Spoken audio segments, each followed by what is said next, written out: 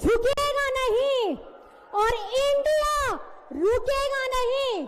मैं अपनी बातों को इस जोश के साथ ये कहना चाहूंगी, जय हिंद, जय हिंद, जय हिंद, जोहार। साथियों, बहुत बहुत धन्यवाद करना चाहूंगा मैं कल्पना सोरेन जी का। और इसी नहीं हो सकती है कहती हुई कल्पना सोरेन आपको मंच से सुनाई दी। कोई भी पार्टी जनता से ऊपर उठकर काम नहीं कर सकती है, जनता ही सबसे ताकतवर है। जनता से वहां पर यह आह्वान करती हुई कि आप लोग अपने वोट के जरिए इंडिया गठबंधन को मजबूत करिए और आप अपनी ताकत अगर लगा देंगे तो फिर मौजूदा सरकार जो कर रही है वो खत्म होगा।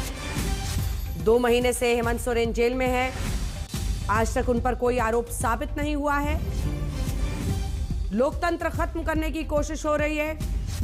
पार्टी कोई भी हो, जनता से बड़ी नहीं हो सकती है। कांग्रेस की सुजाता पॉल भी हमारे साथ प्रवक्ता जुड़ी हैं, सैयद जफर इस्लाम साहब हमारे साथ जुड़े हुए हैं। सुजाता जी, 2 महिलाएं अभी बोली हैं, एक रिएक्शन जल्दी आपसे ले लेते हैं, उसके बाद आशुतोष जी भी हमारे साथ जुड़ गए हैं। क्या ये एक इमोशनल कार्ड? उससे पहले उससे तेजस्वी यादव बोल रहे हैं। सुजाता जी, थोड़ा सा इंतजार कीजिए।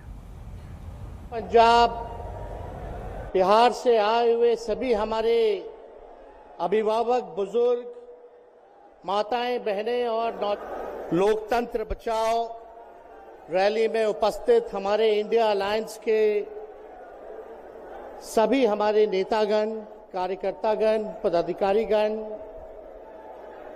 दिल्ली, पंजाब, बिहार से आए हुए सभी हमारे अभिभावक, बुजुर्ग, माताएं, बहनें और नौजवान युवा साथी, आप सबका इस रैली में हम स्वागत करते हैं। आप सब लोगों का अभिनंदन करते हैं।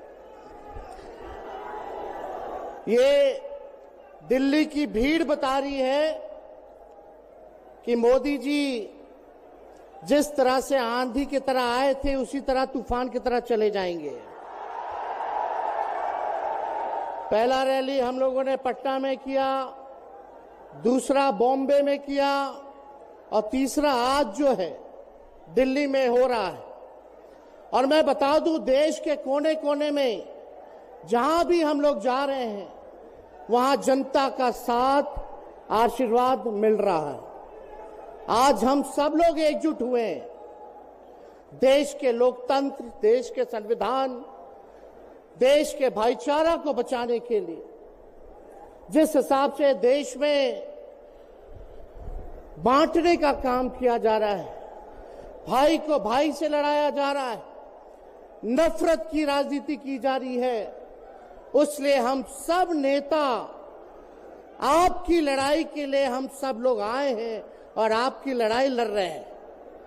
और हम लोग सब लोग चाहते हैं कि इस लड़ाई में आपका साथ मिले, आपका आशीर्वाद मिले और आपका प्यार मिले।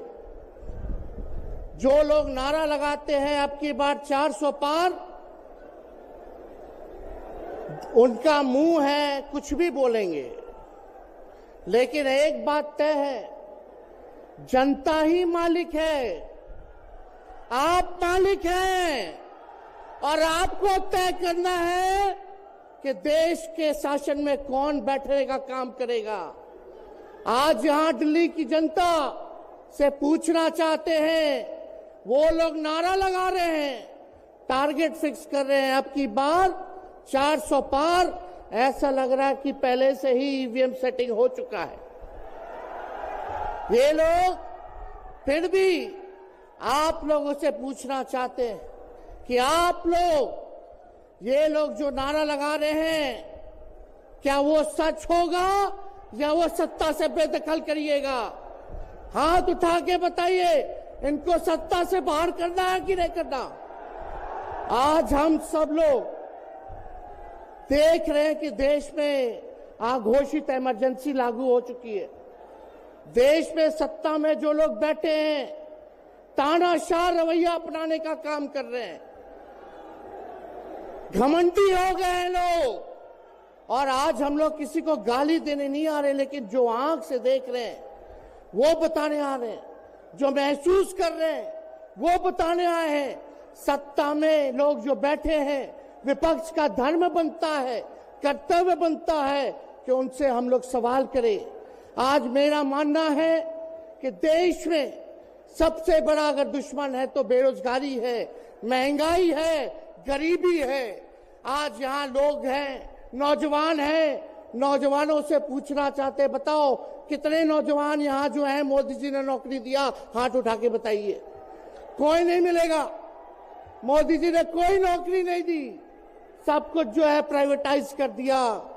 और हम लोगों ने बिहार में जब कांग्रेस लेफ्ट इंडिया अलायंस की सरकार थी, 17 महीने में 5 लाख नौकरी हम लोगों ने देने का काम किया। आज किसान तबाह है, युवा परेशान है, लेकिन किसानों से मोदी जी को मिलने का समय नहीं है। मोदी जी मिलते तो प्रियंका चोपड़ा से मिलेंगे, किसानों से नहीं मिलेंगे। अक्षय कुमार को इंटरव्यू देते थे पिछले चुनाव में, इस बार बिल गेट्स को बुला करके इंटरव्यू देने का काम कर रहे हैं। लेकिन किसानों की समस्या कैसे हल होगी ये नहीं बता रहे। किसानों से उन्होंने पिछले चुनाव में वादा किया था कि उनका आय दुगुना करेंगे। आज किसानों पर मोदी जी ने तलवार चलाने का काम किया है, जो हमारे अन्नदाता हैं। इसलिए आप सब लोग हम लोग जब आवाज उठाते हैं, तब मोदी जी और उनकी जो सेल है पार्टी की, उस पार्टी का सेल में कौन है? ईडी है, सीबीआई है, इनकम टैक्स है।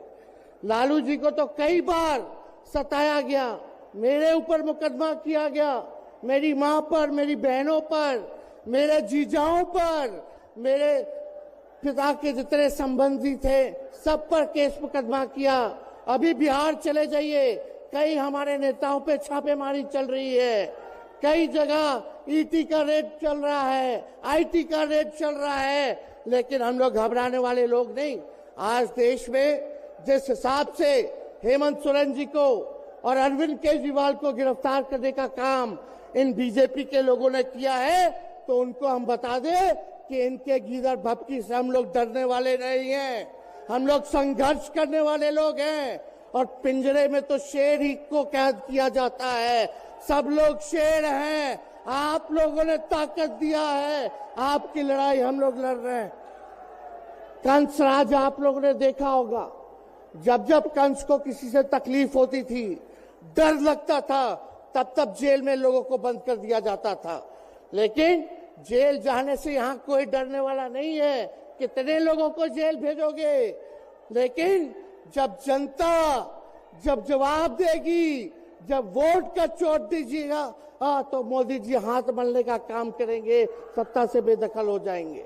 इसलिए ये अपनी ताकत को पहचानिएगा। सब लोग चुनाव के समय आप सब लोग पोल कीजिएगा, वोट दीजिएगा, लोगों को भी वोट दिलाने का काम कीजिएगा। बीजेपी के लोग झूठ बोलने वाले लोग हैं।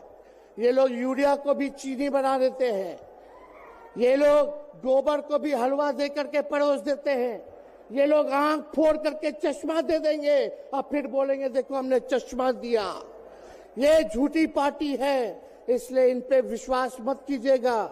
मोदी जी कहते हैं कि उनका गारंटी मजबूत गारंटी है, गारंटी की बात करते हैं। हम बोलते हैं मोदी जी की गारंटी वैसे ही गारंटी है जैसे चाइनीज माल होता है, 2-4 बार इस्तेमाल करोगे और वो गारंटी जो है खत्म हो जाता है, टूट जाता है, खराब हो जाता है। तो जब तक चुनाव है तब तक ही मोदी जी की गारंटी है, बाकी कुछ नहीं। 2 करोड़ रोजगार का क्या हुआ, 15-15 लाख रुपए का क्या हुआ, ये जवाब नहीं देने वाले। लेकिन हमेशा जो है प्रोपेगेंडा चलाने का काम करते हैं और लोगों को भटकाने का काम करते हैं। इसलिए आप सब लोगों को सावधान रहना पड़ेगा। इनके झूठ पे आप लोग विश्वास मत कीजिएगा।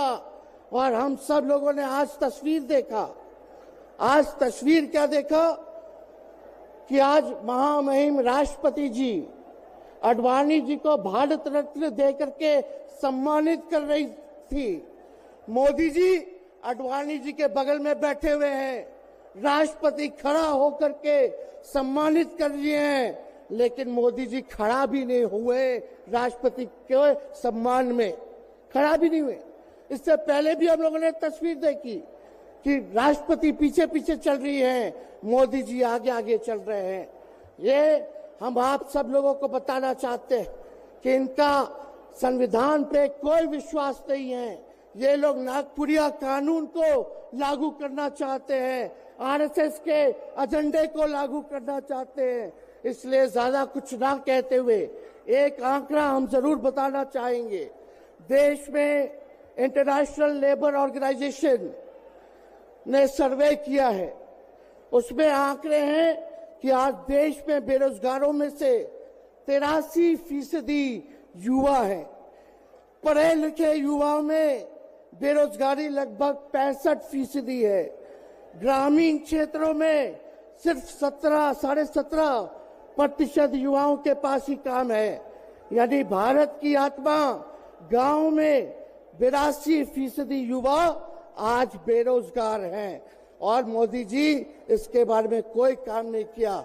आप एक बार विश्वास कीजिएगा, अगर इंडिया सरकार की अलायंस की सरकार बनती है तो नौजवानों को हम लोग नौकरी देने का काम करेंगे, बेरोजगारी को दूर करेंगे। और जाते जाते बहुत सारे नेताओं को बोलना है, लेकिन एक अंत हम करेंगे एक गाने के साथ। और आप लोगों ने गोविंदा का फिल्म का एक गाना सुना होगा कि तुम तो धोखेबाज हो, वादा करके भूल जाते हो। रोज रोज मोदी जी तुम ऐसा करोगे, रोज रोज मोदी जी तुम ऐसा करोगे, जनता जो रूठ गई तो हाथ मलोगे। अरे तुम तो धोखेबाज हो, वादा करके भाग जाते हो। तो आप सब लोगों को बहुत बहुत धन्यवाद, आप सब लोगों का आशीर्वाद मिले और हम सभी लोगों जो है आज मिसेस केजरीवाल और हमारी बहन कल्पना जी के साथ हम लोग जो है मजबूती के साथ खड़े हैं और इस लड़ाई को लड़ेंगे और जीतेंगे। बहुत बहुत धन्यवाद, जय हिंद, बहुत बहुत धन्यवाद। मैं एक सूचना,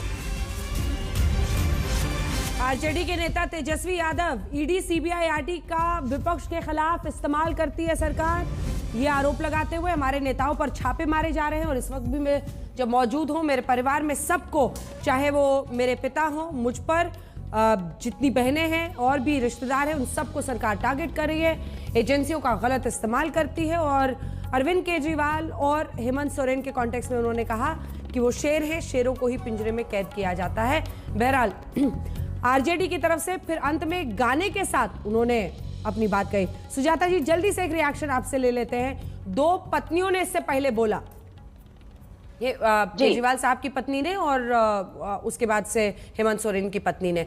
लेकिन आपको लगता है कि इस मंच से तेजस्वी साहब को बोलना चाहिए था कि आप प्रियंका चोपड़ा से मिलते हैं? मतलब इसकी क्या जरूरत है?